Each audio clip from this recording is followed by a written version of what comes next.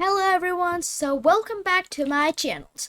My channel is not always about financial, but it's also about books, but I haven't added them to the keywords, or I might not have remember. But today we will be reading out Pollyanna, a book called Pollyanna, in chapter 10 and chapter 11 today. Chapter 10, A Surprise for Mrs. Snow. The next time, let me zoom in so you can see it clearer. Okay, a surprise for Mrs. Snow. The next time Pollyanna went to see Mrs. Snow, she found that the lady, as at first in a darkened room. "It's a little girl from Miss Polly, mother," announced Millie in a tired manner. Then Pollyanna found herself alone with the invalid. "Oh, it's you, is it?" asked a fretful voice from the bed. "I remembered you. Anybody would have remembered you. I guess if they saw you once. I wish you had come yesterday. I wanted you yesterday." "Did you? Well, I'm glad it isn't any farther away from yesterday than today is." Then laughed Pollyanna, advancing cheerfully into the room and setting her basket carefully down on her chair. "My, but aren't you dark here, though? I can't see you a bit," she cried, hastily crossing to the window and pulling up the shade. "I want you to see if you've fixed your hair like I did." "Oh, you haven't, but never mind. I'm glad you haven't after all, 'cause maybe you'll let me do it later. But now I want you to see what I've brought you." The woman stirred restlessly, just as it would make any difference in how it tastes. She scoffed, but she turned her eyes toward the basket. "Well, what is it? Guess. What do you want?" Pollyanna had skipped back to the basket. Her face was alight. The sick woman frowned. "Why, I don't want anything, as I know of," she said. "After all, they all taste alike." Pollyanna chuckled. "This won't. Guess. If you did want something, what would it be?" The woman hesitated. She did not realize this herself, but she had so long been accustomed to wanting that she did not have, that to state offhand what she did want seemed impossible, until she knew what she said. Obviously, however, she must say something. This extraordinary child was waiting. "Well, of course, there's lamb broth. I've got it," crowed Pollyanna. "But that's what I didn't want," sighed the sick woman. Sure, now her stomach growled. "It was chicken I wanted." "Oh, I've got that too," chuckled Pollyanna. The woman turned in amazement. "Both of them?" she demanded. "Yes, and cauliflower jelly," triumphed Pollyanna. "I was just bound you should have what you wanted for once, so Nancy and I fix it. Oh, of course, there's only a little each, but there's some of all of them. I'm so glad you did want chicken," she went constantly as she lifted the 3 little bowls from her basket. "You see, I got to thinking on the way here, what if you should say stripe or onion or something like that I didn't have? Wouldn't it have to been a shame when I've tried so hard?" She laughed merrily. There was no reply. The sick woman seemed to be trying mentally to find something she had lost. "There, I'm to leave them all," announced Pollyanna, as she arranged all the 3 bowls in a row on the table. "Like enough, it'll be lamb broth you want tomorrow. How do you do today?" she finished in a polite inquiry. "Very poorly, thank you," murmured Mrs. Snow, falling back to her usual listless attitude. "I lost my nap this morning. Hill Nugent next door has begun music lesson, and her practicing drives me nearly wild. She was at it all the morning, every minute. I don't know what I shall do." Polly nodded sympathetically. "I know, it is awful. Mrs. Whitehead once, one of my ladies ate her, you know. She had a fever too, at the same time. So she had rheumatic fever too at the same time, so she'd thrush around. She said it would have been easier if she could have. Can you?" "Can I what?" "Thrash around, moved you note as to change your position when the music get too hard to stand." Mrs. Snow stared a little. "Why, of course I can move anywhere in bed," rejoined a little irritably. "Well, you need to be glad of that, then, anyhow, can't you?" nodded Pollyanna. "Mrs. White couldn't. You can't thrash when you have rheumatic fever, though you want to something awful," Mrs. White say. "She told me afterwards she reckoned she'd have gone raving crazy if it hadn't been for Mr. White's sister ears being deaf so." "Sister's ear? What do you mean?" Pollyanna laughed. "Well, I reckon I didn't tell it at all. I forgot you didn't know Mrs. White. You see, Miss White was deaf, awfully deaf. she came to visit him and to help take care of Mrs. White in the house.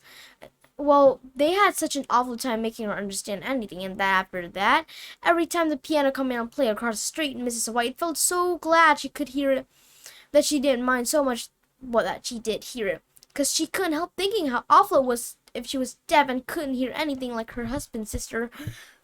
You see, she was playing the game too. Al told her about it. The game? Pollyanna clapped her hands. There, I almost forgot, but I've thought it up, Mrs. Snow.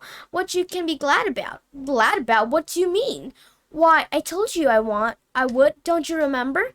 You asked me to tell you something to be glad about. Glad, even though you did have to lie here all day. Oh, scoffed the woman. Yes, I remember that, but I didn't suppose you were in earnest any more than I was. Oh, yes, I was, nodded Pollyanna triumphantly, and found it too. But it was hard. It's all the more fun, though, always when it is hard.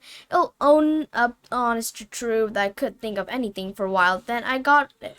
Did you really? Well, what is it? Mrs. Snow voice is scarcely polite. Pollyanna drew a long breath. I thought how glad you could be that other folks weren't you like, all sick in bed like this. She announced it impressively. Mrs. Snow stirred her eyes were Mrs. Snow stared. Her eyes were angry. Well, really, she ejaculated then, in not spite an agreeable tone of voices. And now I'll tell you the game, proposed Pollyanna, pleasantly confident. It'll just be lovely for you to play. It'll be so hard, and that's so much more fun when it is hard. You see, it's like this. And she began to tell the missionary barrel, the crutches, and the doll that did not come. The story was just finished when Millie appeared at the door. Your aunt is wanting you, Miss Pollyanna, she said with a dreary listlessness. She telephoned you down to the hurdle across the way. She said you're to hurry, that you've gone so practicing to make up there before dark. Pollyanna rose reluctantly. All right, she said. I'll hurry. Suddenly she laughed. I suppose I ought to be glad I've got legs to hurry with, hadn't I, Mrs. Snow? There was no answer. Mrs. Snow's eyes were closed, but Millie, whose eyes were wide open with surprise, saw that there was a tear on the wasted cheek. Goodbye, goodbye, flung Pollyanna over her shoulder as she reached the door. I'm awfully sorry about the hair. I want to do it, but maybe I can next time. One by one, the July day passes. To Pollyanna, they were happy days indeed. Jefferson told her aunt seriously how very happy they were, whereupon her aunt would usually reply wearily, Very well, Pollyanna. I gratified, of course, that they are happy, but I trusted that they're profitable as well. Otherwise, I should have failed significantly in my duty. Generally, Pollyanna could answer with a hug and a kiss and a proceeding that was still almost most discordant to Miss Polly, but one day she spoke. It was during the sewing hour. Sewing. Do you mean that it will be enough then, Aunt Polly, that they should be just happy days? She asked wistfully. That is what I mean, Pollyanna. They must be profitable as well. Certainly. What is profitable? Well, it's just being profitable, having profit, something to show for it, Pollyanna. What an extraordinary child you are. Then just being glad isn't profitable, questioned Pollyanna a little anxiously. Certainly not. Oh dear, then you won't like it, of course. I'm afraid now you won't ever play the game, Aunt Polly. Game? What game? Why, that father... Pollyanna clapped her hands to her lips. Nothing, she stammered. Miss Polly frowned. That'll do for this morning, Pollyanna, she said tersely, and the sewing lesson was over. It was that afternoon that Pollyanna, coming down from her attic room, met her aunt on the stairway. Why, Aunt Polly, how perfectly lovely, she cried. You were coming up to see me. Come right in. I love company, she finished, scrambling up the stair and throwing her doors wide open. Now Miss Polly had not been intending to call on her niece. She had been planning to look for a certain white wool shawl in the center chest near the east window, but to her bounded surprise now, she found herself not in the main attic before the center chest, but in Pollyanna's little room sitting on one of straight back chair. So many times since Pollyanna came, Miss Polly had found herself like this, doing some early, unexpected, surprising thing, quite unlike the thing she had set out to do. I love company, said Pollyanna again, flitting about as if she were dispensing the hospitality of palace, especially since I've had this room all mine, Of course, I had a room always, but it was a higher room, and a higher room aren't half as nice as own one, are they? And of course, I do own this one, don't I? Why, yes, Pollyanna, murmured Miss Polly, vacantly wondering why she did not get up at once and go to look for the shawl. And of course, now I just love this room, even if it haven't gotten the carpet and curtain and picture that had been wanted. With painful blushes, Polly stopped short. She was blushing and tried different sentences when her aunt interrupted her sharply. That's what, Pollyanna? Nothing, Aunt Polly, truly. I didn't mean to say it. Probably now, returned Miss Polly coldly, but you did say it, so suppose we have to rest for it. But it wasn't anything, only that I've been kind of planning on pretty carpets and lace curtain and things, But of course, planning on them, interrupted Miss Polly sharply. Pollyanna blushed still more painfully. Ought to, not to have, of course, Aunt Polly, she apologized. It was only because I always wanted them, and I hadn't had them, I suppose. Oh, we had been 2 rugs on the barrel, but they were little, and one had ink spot and the other holes, and there's only those 2 picture, the one the good one we sold, and the bad one that broke. Of course, it haven't been more for all that I should have wanted them. So pretty things. I should have got planning all through the halls and first day how pretty mine would be, but truly, Aunt Polly, it wasn't but just a few minutes, before I was being glad that the bureau didn't have a looking glass, because it all does now, because it didn't show my freckle, and there couldn't be a nicer picture than one about my window there, and you have been so good to me that. Miss Polly rose suddenly to her feet. Her face was very red. That'll do, Pollyanna, she said stiffly. You have said quite enough, I'm sure. The next minute she had swept down the stair, and not until she reached the first floor did sunlight cure her that she got up into the attic to find a white wool shawl in the center chest near the east window. Less than 24 hours later, Miss Polly said to Nancy crisply, Nancy, you may move Miss Pollyanna things downstairs this morning to the room directly beneath. I've decided to have my niece sleep there for the present. Yes, ma'am, said Nancy aloud. Oh, glory, said Nancy herself. To Pollyanna a minute later, she cried joyously, and won't just let in listening to this, Miss Pollyanna. You're to sleep downstairs in the room, straight under this. You are. Pollyanna actually grew white. You mean why, Nancy? Not really. Really and truly? I guess you'll think it's really and truly, prophesied Nancy, exultingly nodding her head to the Pollyanna over the armful of dresses she had taken from the closet. I'm told to take your things, and I'm going to take them too, before she got a chance to change her mind. Pollyanna did not stop to hear the end of this sentence, at imminent risk of being dashed headlong. She was flying downstairs 2 steps at a time.